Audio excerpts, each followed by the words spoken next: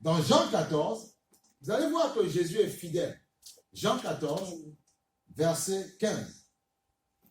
Il donne une condition. Si vous m'aimez, respectez mes commandements.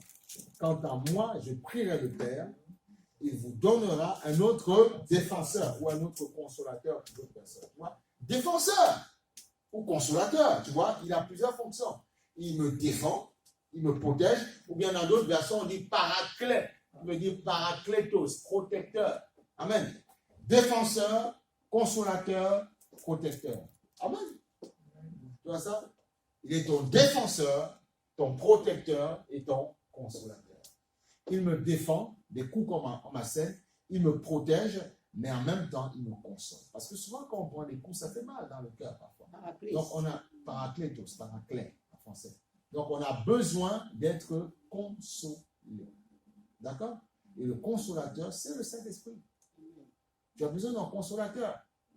Donc, quand on dit, j'irai là-bas parmi. C'est bien, on chante, et c'est vrai, ça va être de la consolation éternelle.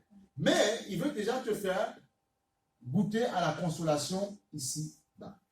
Amen. Amen ou pas amen? Amen. Il veut te faire goûter à la consolation ici-bas. Il veut que tu goûtes à la consolation. Mais tu dois connaître qui est le consolateur. Donc il dit, il faut rencontrer le Saint-Esprit. Il ne faut pas être religieux. Il ne faut pas lire la Bible remplie dans la tête et puis ne pas vivre la présence de Dieu. Prier, c'est bien. Je prie Dieu, j'aime Dieu. Mais est-ce que tu connais le Saint-Esprit? Holy Ghost, c'est lui qu'il faut connaître. Esprit abondier, c'est lui qu'il faut connaître. Ben oui, Esprit de Dieu. Il faut connaître l'Esprit de Dieu. C'est bien de connaître la Bible, c'est bien de lire, c'est bien de prier, c'est bien de chanter. Mais il faut connaître l'Esprit de Dieu qui est là, qui est parmi nous. Amen. Ben oui. Il dit, je vous enverrai un autre défenseur, consolateur, paraclet, tout ce que tu veux, afin qu'il reste éternellement avec vous. Ben oui. L'esprit de la vérité que le monde ne peut accepter car il ne le voit pas et ne le connaît pas. Donc voilà, n'attends pas de le voir physiquement. Il ne le voit pas, mais toi tu le sais parce qu'il est dans ton cœur, parce que tu as accepté Christ. C'est quand on accepte Christ dans son cœur, quand on l'aime, on a la grâce de vivre la présence du Saint-Esprit. Voilà. Amen. Ah oui. Amen. C'est ça. Alléluia. Merci Seigneur pour ta grâce. Ah, merci mon Dieu pour toutes choses. L'esprit de la vérité que le monde ne peut pas accepter parce qu'il ne le voit pas et ne le connaît pas. Mais vous le connaissez car il reste avec vous et il sera en vous. Il sera en vous. Donc, il est en toi. Donc, apprends à causer, à discuter avec lui.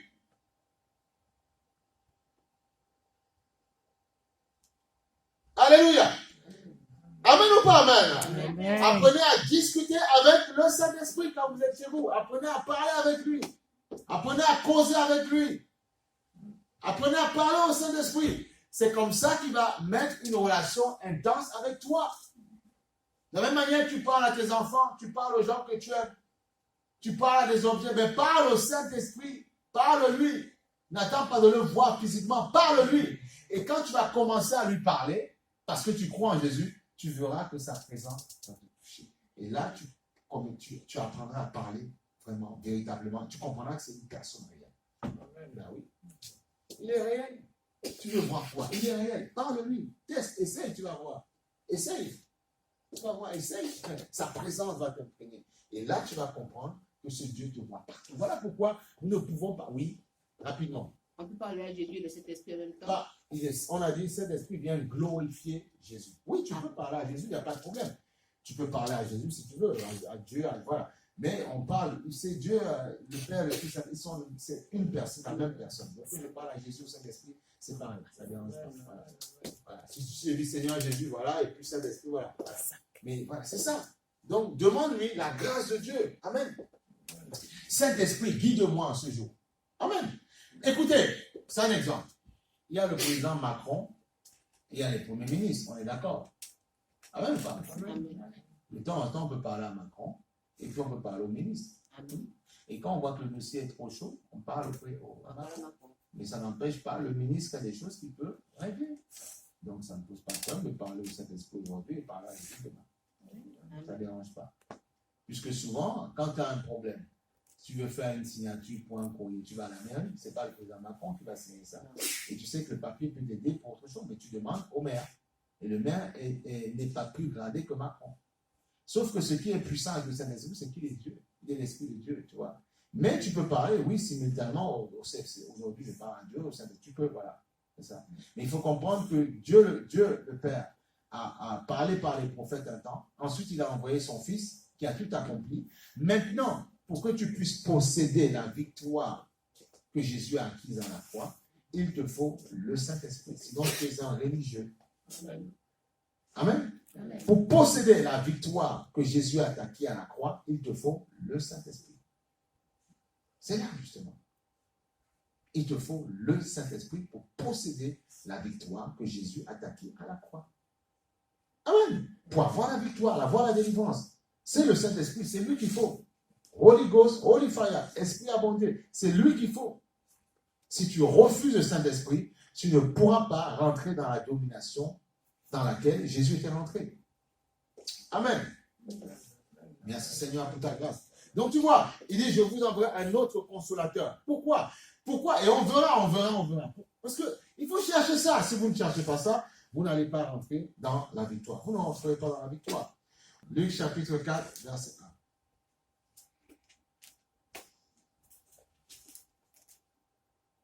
Jésus, rempli du Saint-Esprit, revint du Jourdain, tu vois, rempli du Saint-Esprit, après son baptême, revint du Jourdain, il fut conduit par l'Esprit dans le désert, tu vois, l'Esprit de Dieu, il est rempli, mais on le conduit dans le désert, tu vois, où il fut tenté par le diable. Bon, après, on voit ce que le diable avait dit, hein. Si tu es fils de Dieu, ordonne que cette pierre descende, bref, ces choses-là.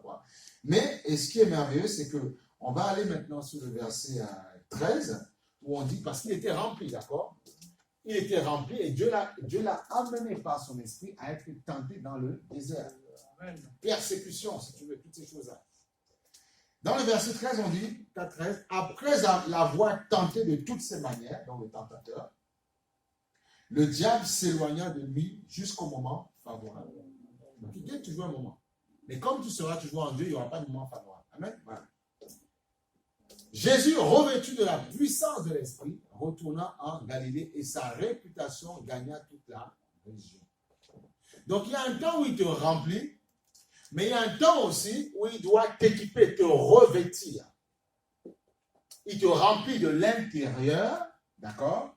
Et il te revêt comme un manteau. Le revêtement, c'est on s'habille, l'habille. Comme disant le manteau de garment, tu vois, c'est ça. C'est ça le revêtement.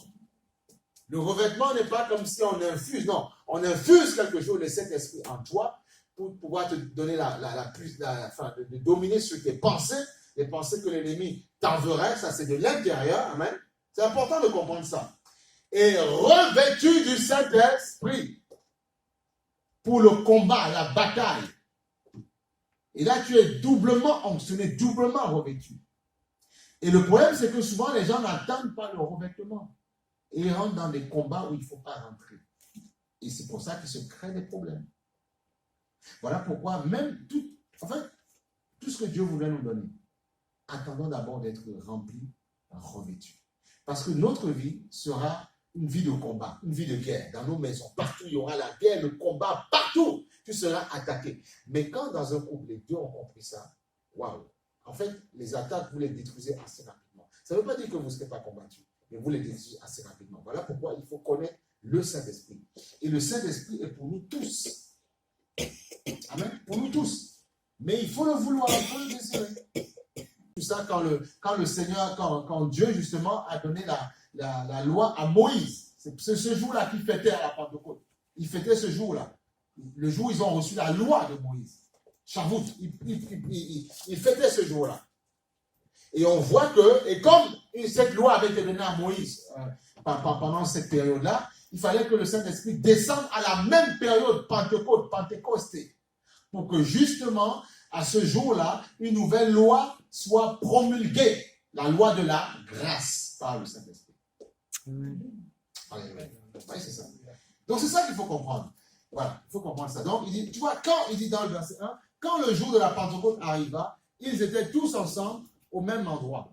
tout à coup, il vint du ciel un bruit comme celui d'un vent violent qui remplit toute la maison où ils étaient assis. Des langues qui semblaient de feu leur apparurent séparées les unes des autres. Elles se posèrent chacun d'eux. Ils furent remplis du Saint-Esprit. Voilà. Et on parle de Pentecôte. En fait, ce jour-là, le Saint-Esprit est venu remplir, est venu écrire une histoire le jour de la Pentecôte. Alléluia. Et on voit que Jésus a tout fait pour respecter les fêtes que Dieu avait instituées, pour établir quelque chose de nouveau, mais c'était toujours pendant les fêtes que Dieu avait instituées qu'il le faisait. Pour montrer que lui et le Père, ils étaient un. Amen. Ils étaient un et qu'ils n'étaient pas dissociés. C'est important d'avoir la connaissance. Si vous n'avez pas la connaissance, vous allez vous faire avoir. Voilà pourquoi il y a beaucoup de nos frères et sœurs, ils sont en Christ, ils sont dans le Seigneur, ils souffrent. Le diable les malmène à gauche, à droite, et on dirait qu'ils aiment ça. Ils ne veulent pas être délivrés de la souffrance. Tu peux être délivré de la souffrance, mais accepte le Saint-Esprit qui va pouvoir te conduire, pour pouvoir t'aider. Amen. Amen.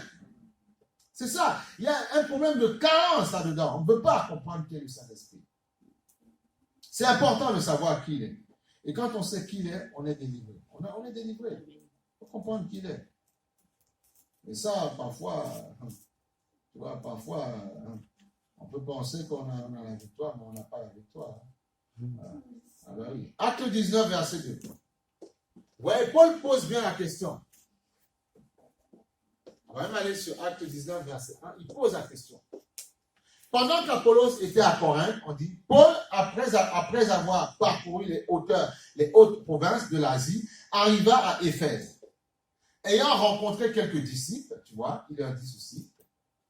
Il leur dit, avez-vous reçu le Saint-Esprit? Parce que c'est capital de l'avoir.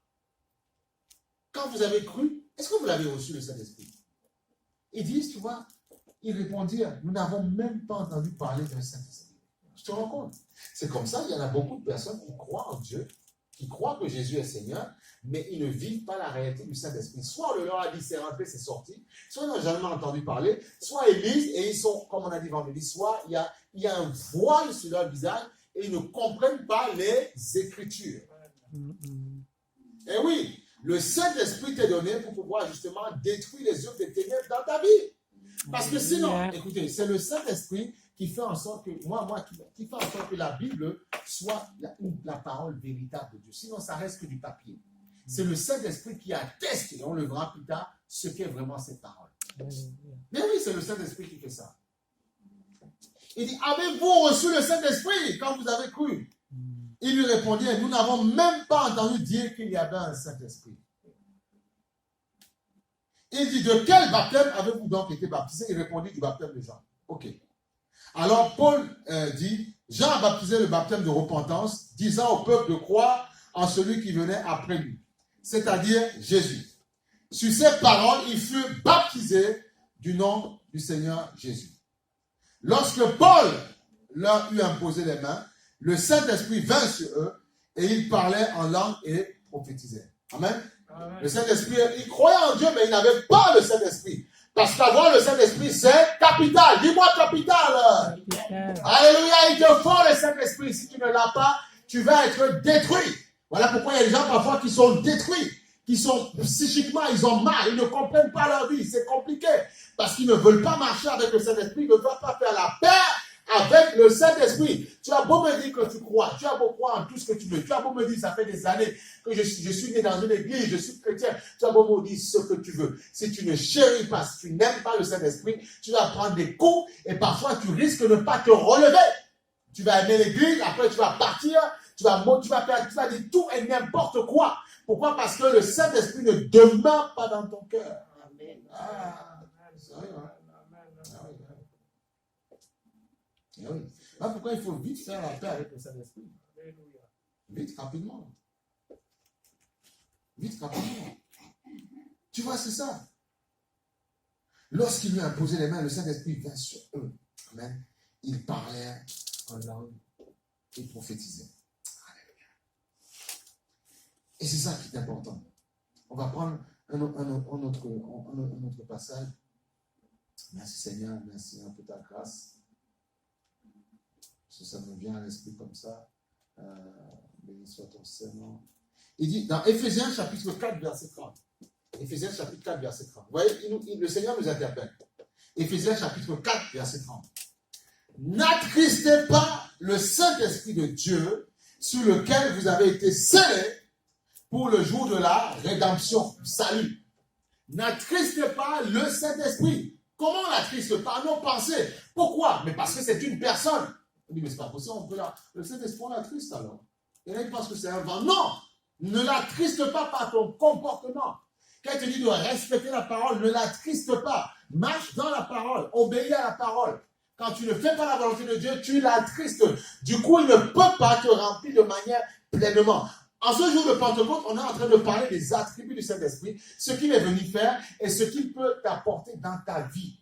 Tout le temps tu pleures, tout le temps tu cries, tout le temps tu es triste, tout le temps tu dis on m'a fait ci, on m'a fait ça. Mais le Saint-Esprit est là pour calmer, bonifier ton cœur. C'est lui qu'il faut aimer. Il y a des gens, une fois qu'on prêche ici, ils sortent de là, ils ont tout oublié et ils rentrent dans la chair. Ils deviennent des charnels. Et ça revient à la parole quand le Seigneur a dit, quand Paul a dit aux Galatiens, vous avez commencé par l'esprit, vous finissez par la chair. Vous êtes des charnels. Vous commencez, vous êtes colérique, vous êtes nerveux, tout ça, vous êtes menteur, hypocrite. Vous avez commencé par l'esprit, vous finissez par la chair. Il y a des gens comme ça. Ils aiment Dieu, selon toi, mais ils sont charnels. Il n'y a que la chair. C'est que la chair, que le caractère qui sort. Alors que le Seigneur dit, laissez-vous imprégner par le Saint-Esprit.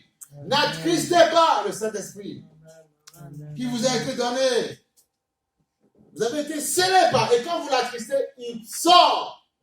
Du moins, il diminue en toi. Et si tu veux qu'il grandisse en toi, si tu veux qu'il te fortifie, si tu veux qu'il te remplisse, tu ne dois pas l'attrister. Tu dois être conscient qu'il est avec toi. Amen, amen. Conscient qu'il est avec toi. Je suis avec le Saint-Esprit, je ne découche pas, je ne trompe pas mon mari, je ne trompe pas ma femme. Je ne mens pas, je ne me mets pas en colère. Si je me mets en colère, si ça arrive que je me mets en colère, je me repens. Oui, oui. C'est lui qui va t'éviter de voler. C'est lui qui va te donner d'être fidèle à ton mari, ta femme. C'est le Saint-Esprit. Parce que tu l'auras en lui, en toi. Tu vas veiller sur ta vie. C'est lui qui va te donner d'être obéissant envers tes parents. C'est le Saint-Esprit qui fait ça. Sans ça, c'est la chair qui se lève à chaque fois et la chair réagit. Et c'est le Saint-Esprit qui apaise nos cœurs, qui canalise notre chair, qui dit à la chair, tais-toi. Le Saint-Esprit.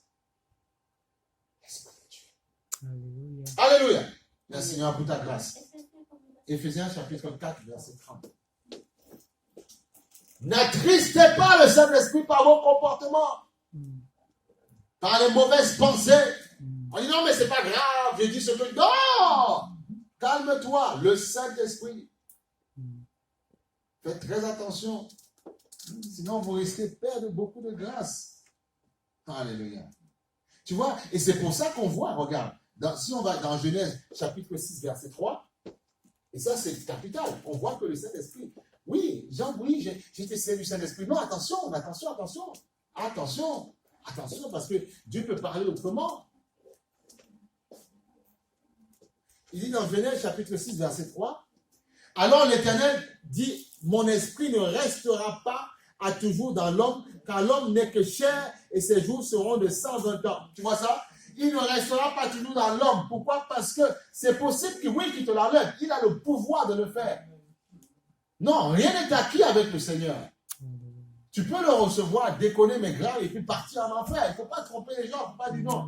Non, malheureusement, tu peux finir en enfer. Ben oui, qu'est-ce que tu crois? Eh oui, attention. Et l'enfer, il y a des gens, ils souffrent sur la terre, ils pensent qu'ils souffrent assez. Non, en enfer, tu souffriras plus que tu ne souffres. En fait, ici, tu ne souffres même pas. On t'a rien fait. Avant, en enfer, tu vas sous les flammes, ça va faire mal. Vous savez, regardez, on voit bien que dans notre âme, puisque même, il y a des moments donnés, même si on t'a fait du mal, on se rend compte que tu te souviens de ça, même 15 ans, 20 ans après, dans ton âme. Ta chair n'est plus dans les souffrances, mais ton âme a mal. On est d'accord ou pas? C'est ton âme qui te fait souffrir. Parce que les mêmes personnes qui t'ont fait souffrir, elles ne sont pas là. Limite, tu peux même les appeler ou bien faire une vidéo avec eux, conférence ou WhatsApp, ils vont te dire, mais tout va bien, nous on est bien, tout va bien, ils sont heureux. C'est toi qui souffres. Pourquoi? Parce que ton âme est bouleversée. Voilà pourquoi quand les gens seront en enfer, leur âme qui est indestructible, que Dieu soit détruit, va souffrir là-bas. Eh oui, et ça fait mal.